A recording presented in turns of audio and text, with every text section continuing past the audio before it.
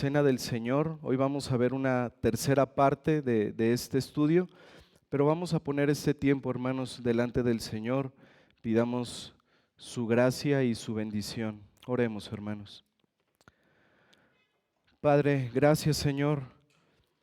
Gracias por permitirnos estar aquí reunidos, Señor, para estudiar tu palabra. Queremos pedir, Señor, tu bendición, tu gracia en este tiempo. Y particularmente, Señor, te pedimos nos hables y nos muestres, Señor, más aspectos y más beneficios que tenemos, Señor, como tu pueblo y por tu gracia al poder participar de la cena del Señor. Padre, te pedimos sigas alumbrando, Señor, nuestro entendimiento respecto a esta ordenanza, que podamos como iglesia, Señor, valorar cada vez más esta práctica de culto que tu Hijo Jesucristo instituyó. Señor, que podamos crecer en el entendimiento de esta doctrina, que podamos anhelar, Señor, cada domingo el poder participar de la cena del Señor. Y Padre, todo esto lo pedimos, Señor, para que redunde para tu gloria y para el bienestar, Señor, espiritual de tu iglesia. Te pedimos esto, Señor, en Cristo Jesús. Amén. Muy bien, hermanos. Hasta el día de hoy, hermanos, hemos visto el contexto en el que el Señor Jesucristo instituyó esta ordenanza de la Cena del Señor. Esta institución, hermanos, que nosotros encontramos en los pasajes paralelos que nos hablan de la última cena. Encontramos esta institución en el Evangelio de Mateo, en el capítulo 26, en Marcos 14, que es el pasaje que hemos estado viendo, en Lucas 22, pero también, hermanos, encontramos un relato de la institución de esta ordenanza en 1 Corintios capítulo 11. Y también hemos hablado, hermanos, de cómo la cena del Señor simboliza la unidad de la iglesia. Y hemos dicho que, por lo tanto, la cena del Señor debe ser celebrada corporativamente, donde esa unidad de creyentes es visible. Y es por ello que la cena del Señor no debe celebrarse ni en privado ni de manera individual. Leemos nosotros en Hechos 2:42, un pasaje clave, hermanos, que hemos estudiado a lo largo de estos estudios del principio regulador de la adoración. Ahí leemos, hermanos, en Hechos 2:42 acerca de aquellos 3,000 conversos en Pentecostés. Estos creyentes que se unieron a la iglesia, como dice este versículo, para dedicarse a la enseñanza de los apóstoles, a la comunión, al partimiento del pan y a las oraciones. Y más adelante en Hechos 20, versículo 7, vemos que la iglesia en Troas estaba, dice la Escritura, reunida para partir el pan en el día del Señor, como si ese fuera el propósito, hermanos, del por qué se estaban reuniendo.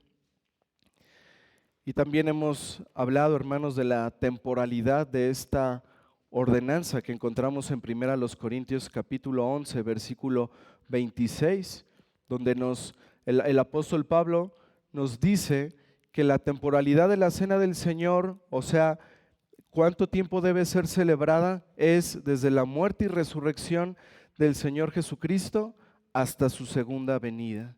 La cena del Señor, hermanos, es algo que la iglesia está llamada a celebrar con frecuencia. Y nosotros también podemos tener evidencia en la Escritura, hermanos, de que la iglesia temprana, los apóstoles y los primeros cristianos celebraban la cena del Señor cada semana. Y hemos estado analizando el pasaje de Marcos capítulo 14. Acompáñenme, por favor, hermanos, a este pasaje, Marcos 14 del 22 al 25. Hemos estado estudiando este pasaje para conocer el significado de esta ordenanza, pero también para ver los beneficios que esta ordenanza tiene para la iglesia. Marcos capítulo 14, versículos del 22 al 25. Leamos, hermanos. Y mientras comían la Pascua, Jesús tomó pan y bendijo y lo partió y les dio diciendo: tomad, esto es mi cuerpo. Y tomando la copa y habiendo dado gracias, les dio y bebieron de ella todos. Y les dijo: esto es mi sangre del nuevo pacto, que por muchos es derramada. De cierto os digo que no beberé más del fruto de la vid hasta aquel día en que lo beban nuevo en el reino de Dios. Hemos visto, hermanos, este pasaje desde el versículo 22 hasta el versículo 24. Hemos ido analizando este pasaje para tener mayor entendimiento del significado de esta ordenanza. Vimos aquí, hermanos, que Cristo estableció el patrón básico para la cena del Señor. Número 1, el uso del pan para significar su cuerpo. Hermanos, el partimiento del pan simboliza el cuerpo de Cristo figurativamente partido por nosotros en la cruz. Cuando el ministro toma el pan, hermanos, y lo parte, está simbolizando eso, el cuerpo de Cristo figuramente partido por nosotros en la cruz, mientras Él llevaba nuestro pecado sobre sí mismo. Y en segundo lugar, el vino para significar su sangre. La sangre de Cristo, hermanos, es la que instituye el nuevo pacto, pero la sangre de Cristo, hermanos, es también la que trae consigo el perdón de todos nuestros pecados mediante su muerte. Y en relación a los beneficios, hermanos, hemos visto en primer lugar que la cena del Señor es la palabra en forma visible, es la palabra de Dios en forma visible. Cuando nosotros llegamos, hermanos, a la cena del Señor y el pan es partido, es como si estos elementos nos estuvieran predicando a nosotros. Por eso es una palabra visible. Como decía Lutero, es una predicación visible, la cena del Señor. El pan es partido, hermanos, y la palabra de Dios está siendo proclamada a nosotros de una forma tangible, anunciando: el cuerpo de Cristo fue partido por nosotros. Y al beber la copa, hermanos, se está predicando, se está anunciando que la sangre de Cristo fue derramada a nuestro favor. Y en segundo lugar, hemos visto que la cena del Señor es una reafirmación pactual. Dice en Marcos 14, versículo 24, y les dijo: esto es mi sangre del nuevo pacto, que por muchos es derramada. Cuando nos acercamos, hermanos, a la mesa del Señor, hay una reafirmación de las promesas de Dios a nosotros. Sus promesas, las promesas del Evangelio, son reafirmadas a nosotros, hermanos, cuando participamos de la cena. El Señor nos recuerda su promesa y por otro lado, al mismo tiempo, nosotros, hermanos, estamos reafirmando nuestro descanso como pecadores en un Dios que nos ha salvado conforme a esas promesas, conforme a su misericordia. Es una reafirmación pactual, hermanos. La cena del Señor nos recuerda que estamos en Cristo, que estamos perpetuamente seguros en Él. Él nos da esta señal. Recuerden, sacramento es una señal visible que anuncia algo. La cena del Señor, hermanos, es esa señal que el Señor nos da como una imagen de su promesa. Mi cuerpo, dice Cristo, fue partido por ti. Mi sangre fue derramada por muchos, pero fue derramada también por ti. Así que cuando tomamos la cena, hermanos, esta cena es una comida de renovación pactual. No nos lleva a un pacto con Dios, no estamos haciendo un pacto con Dios. Más bien nos recuerda que por gracia ya estamos en un pacto con Dios por medio del Señor Jesucristo. Y yo les decía, ponía como ejemplo, hermanos, esas celebraciones de las renovaciones de votos en los matrimonios. Cuando hay esa celebración y el matrimonio se recuerda el uno al otro sus votos, los votos que hicieron años atrás, ellos no se están casando en el momento, ¿verdad? Ellos ya se casaron años atrás, simplemente están recordando sus promesas, mutuamente se están recordando eso. Y la cena del Señor pasa lo mismo, no estamos haciendo un pacto con Dios, estamos recordando que ya estamos en pacto con Dios y estamos recordando las promesas de Dios a nosotros, que hemos sido salvos por gracia, que todos nuestros pecados han sido perdonados y que tenemos la vida eterna. Eso es lo que Dios reafirma, hermanos, a nuestras mentes y a nuestros corazones, que el cuerpo de Cristo fue partido en nuestro lugar y que la sangre de Cristo, sin la cual no hay remisión de pecados, fue derramada por todos aquellos que han puesto su confianza en Él. Así que la cena es una palabra en forma visible, pero también es una cena de reafirmación pactual, donde el Señor nos recuerda sus promesas. Y en tercer lugar, hermanos, veamos que la cena también es un recordatorio de las cosas que están por venir. Este sería el tercer beneficio, hermanos, que estamos viendo en estos estudios. La cena del Señor es un recordatorio de las cosas que están por venir.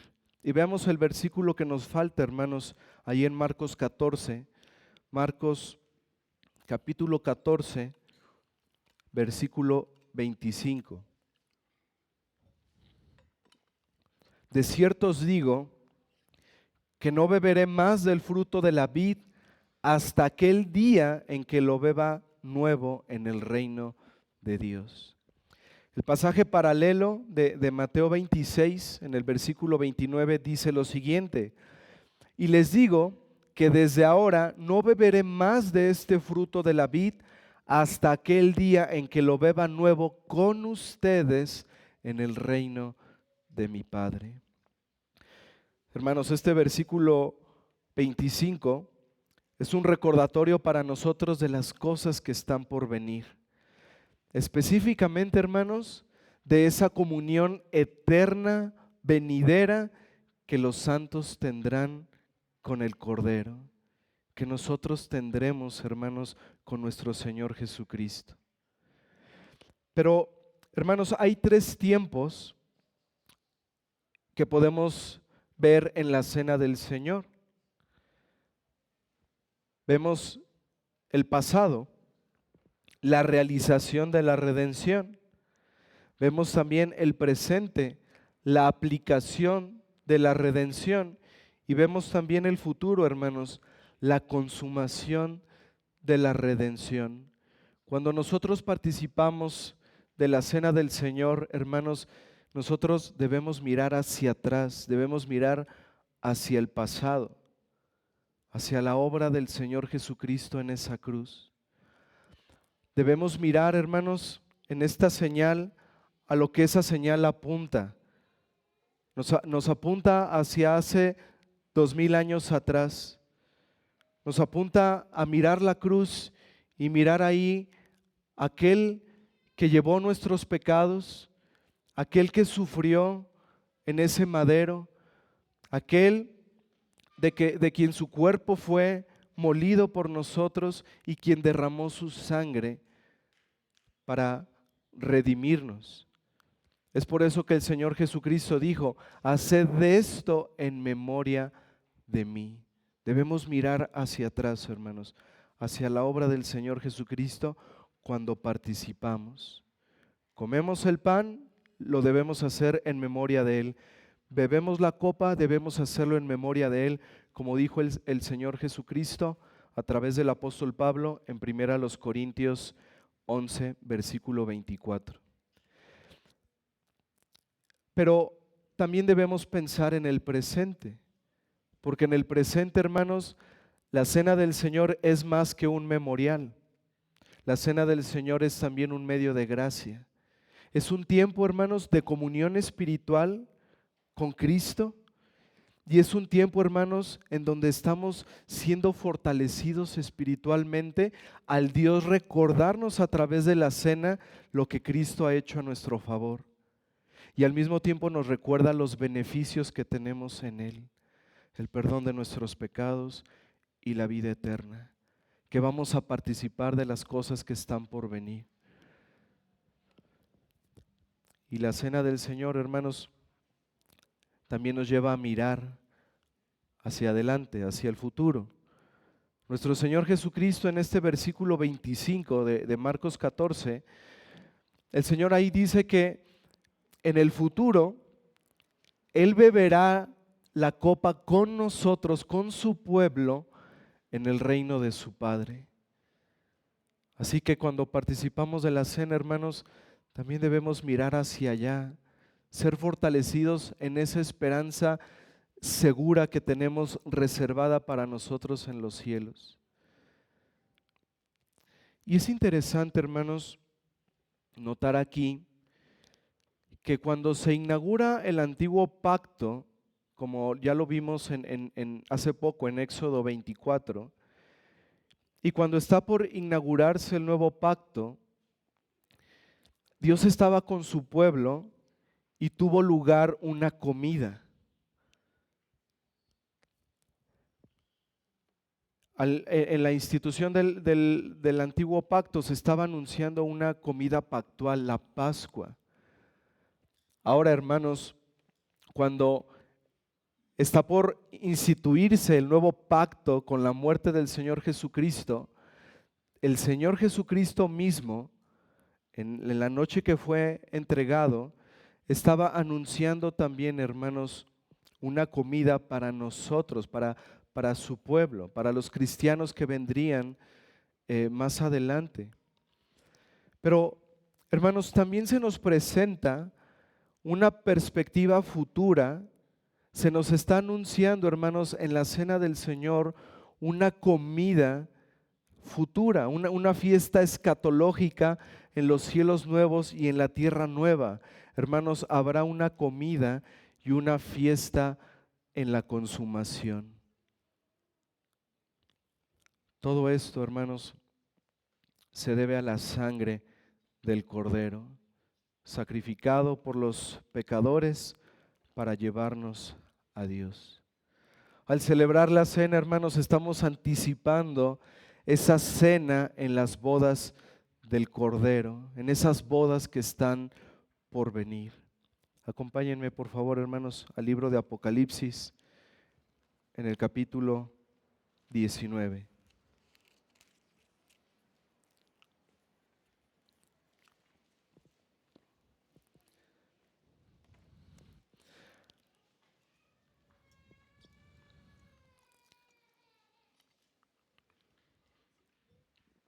Apocalipsis capítulo 19, versículos del 6 al 9. Leamos, hermanos. Eso es lo que está por venir. Y oí como la voz de una gran multitud, como el estruendo de muchas aguas y como la voz de grandes truenos que decía: Aleluya, porque el Señor nuestro Dios Todopoderoso reina. Gocémonos y alegrémonos y démosle gloria, porque han llegado las bodas del Cordero y su esposa se ha preparado. Y a ella se le ha concedido que se vista de lino fino, limpio y resplandeciente, porque el lino fino es las acciones justas de los santos. Y el ángel me dijo: escribe, bienaventurados los que son llamados a la cena de las bodas del Cordero.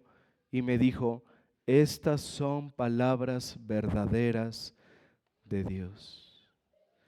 Hermanos, la cena del Señor nos recuerda cada semana, cada vez que participamos, que nosotros somos esos bienaventurados que hemos sido llamados a esa cena en las bodas del Cordero.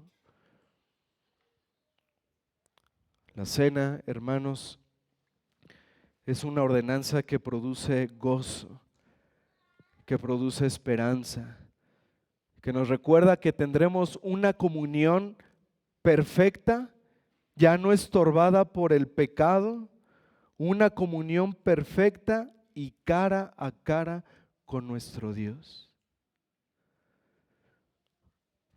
Al celebrar la cena, hermanos, estamos anticipando esa gran cena que está por venir, cuando cara a cara nosotros cenemos físicamente con el Señor Jesucristo en gloria.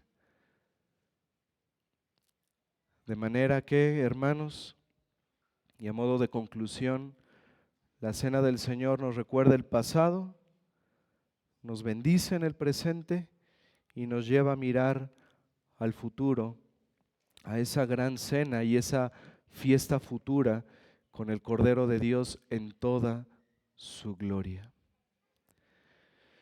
Hermanos, la intención de estos estudios de la cena del Señor es que podamos entender con mayor profundidad el gran beneficio que tenemos al participar de la cena. Como les decía la semana pasada, la cena del Señor, hermanos, es una acción de gracias y no podemos dejar de acercarnos a la mesa del Señor sin agradecerle por permitirnos participar de ella, por todos los beneficios que tenemos, hermanos, al tomar la cena. Es la intención, hermanos, que nuestro entendimiento se amplíe y que podamos valorar más, hermanos, la gran bendición que como pueblo tenemos, que como iglesia tenemos, de poder participar cada semana de la cena, de poder recordar la muerte de Cristo haciendo memoria de Él, de poder en el presente disfrutar de una comunión especial, de una comunión espiritual con Cristo, siendo fortalecidos en gracia y a la vez siendo también bendecidos al recordar lo que por gracia nos espera en esas bodas del Cordero. En aquel día, hermanos, donde bebamos ese vino nuevo con nuestro Señor Jesucristo en gloria. Que el Señor nos ayude, hermanos, a valorar cada vez más la cena del Señor. Y vamos a seguir estudiando. No sé cuántos estudios va a haber, hermanos, pero los necesarios para que sigamos creciendo en el conocimiento de esta doctrina. Oremos, hermanos. Padre, gracias, Señor.